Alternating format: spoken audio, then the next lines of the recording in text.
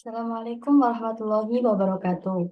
Di video kali ini saya akan memberikan tutorial uji validitas dan uji reliabilitas menggunakan SPSS 21.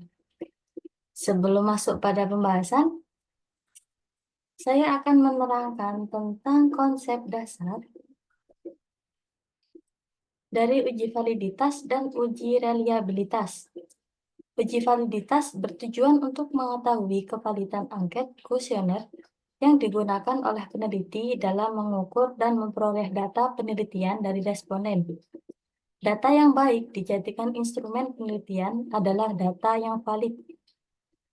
Adapun uji reliabilitas bertujuan untuk mengetahui tingkat keakuratan dan ketepatan dari suatu alat ukur dalam suatu prosedur pengukuran. Uji reliabilitas dilakukan setelah item soal pada kuesioner dinyatakan valid. Dan yang terakhir, angket kuesioner penelitian dikatakan baik dan berkualitas apabila sudah terbukti validitas dan reliabilitasnya.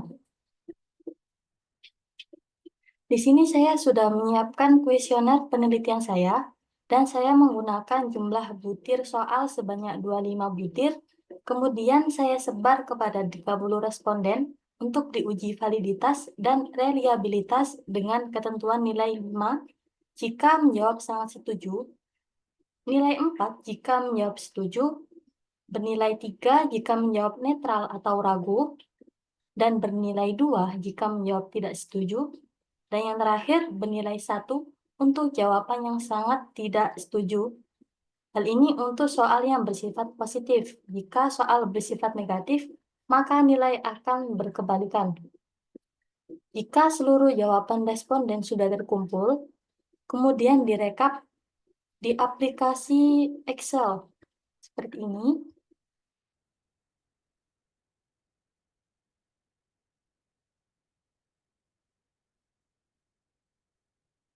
Jangan lupa dibeli skorsing. Jadi yang warna kuning ini adalah butir soal dari 1 sampai 25, dan yang berwarna hijau ini adalah responden. Responden berjumlah 30, responden 1 sampai 30. Dan ini adalah skorsing dari nilai yang dijawab oleh responden.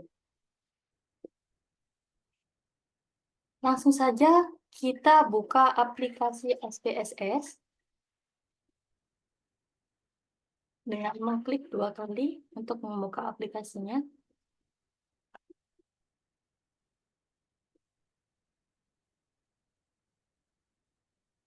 Jika sudah keluar bar seperti ini, kita cancel saja.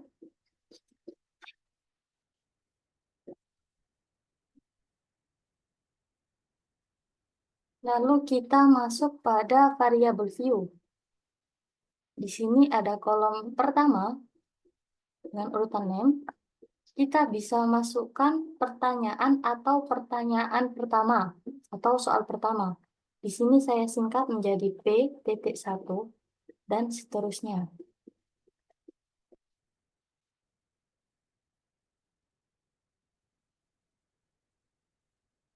Untuk mempersingkat waktu, saya copy paste saja.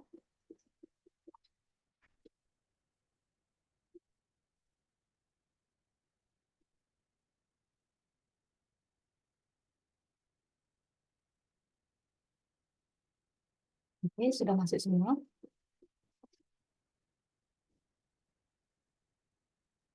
Untuk kolom desimal, kita ganti menjadi 0. Biar nanti tidak ada koma di belakangnya.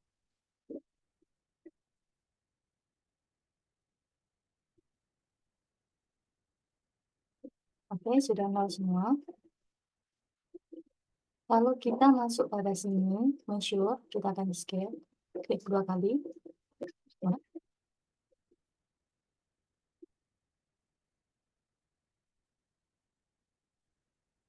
Oke, sudah semua. Lalu kita masuk pada kolom data view. Pada nomor pertama dan pertanyaan pertama, kita ambil dari Excel yang sudah kita buat. Tinggal kita tap saja dari responden pertama, soal pertama, sampai dengan soal 25 responden ke 30. Kita copy paste saja.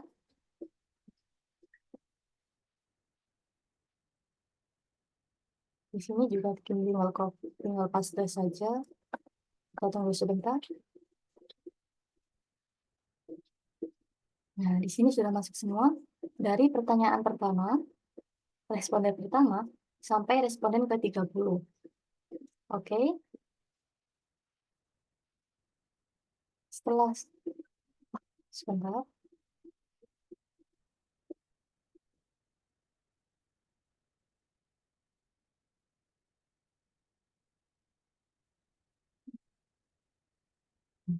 Setelah dipastikan semua masuk dalam data view, selanjutnya kita akan menguji uji validitas dengan cara mengklik analis, lalu kita cari correlate, kita klik pada bivariate, semua kolom kita Ctrl A, kolom yang ada di kiri pindahkan pada variabel sebelah kanan di sini dengan klik ini. Nah, pastikan ini person ya. Lalu klik ini dan ini, flag significant correlation, klik OK. Nah, ini adalah tabel dari uji validitas itu sendiri. Dari pertanyaan pertama hingga pertanyaan ke-25 beserta total. Ini adalah R hitung, dan yang di bawah adalah nilai signifikan, 30 ini adalah jumlah responden. Untuk mengetahui tingkat kevalidan itu sendiri,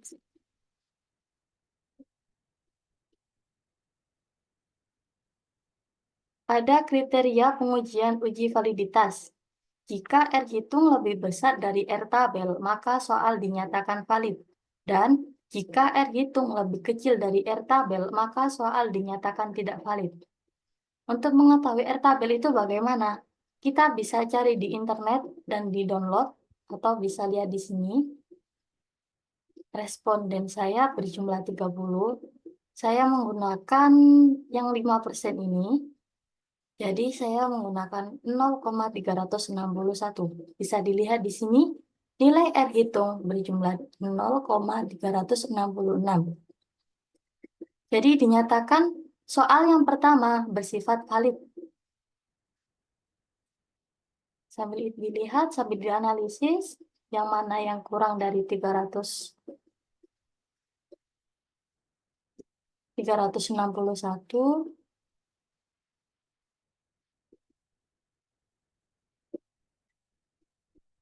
Caranya sama ya, dari pertanyaan pertama sampai 25. Itu melihat R hitung dan R tabel. R tabel itu sama. Dari nomor 1 sampai nomor 25.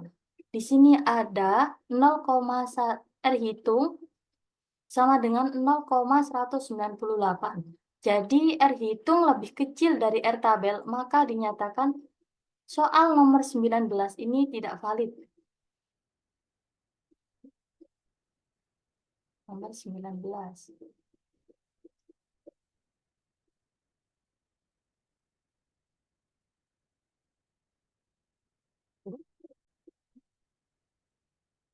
Oke, nomor 19 dan 20 ini dinyatakan tidak valid karena R tabel lebih besar dari R hitung, atau R hitung lebih kecil daripada R tabel.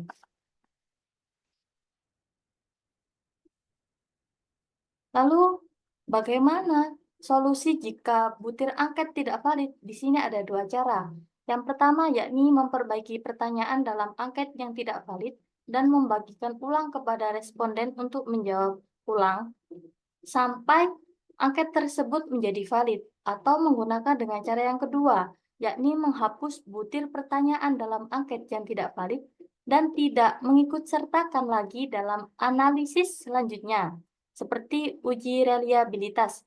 Jadi di sini saya menggunakan cara yang kedua, yakni menghapus butir pertanyaan dalam angket yang tidak valid. Oke, setelah kita melakukan uji validitas dan menemukan nilai valid, maka langkah selanjutnya adalah melakukan uji reliabilitas untuk menemukan atau menentukan nilai reliable.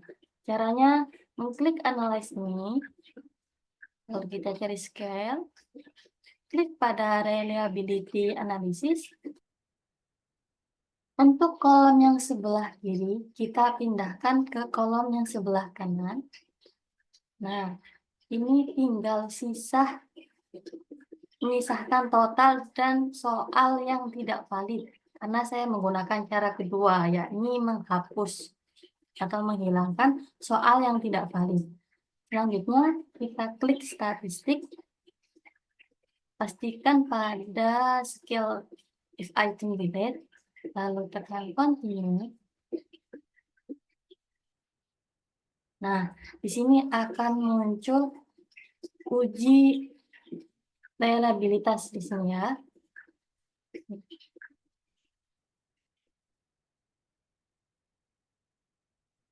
Di sini kriteria uji validitas.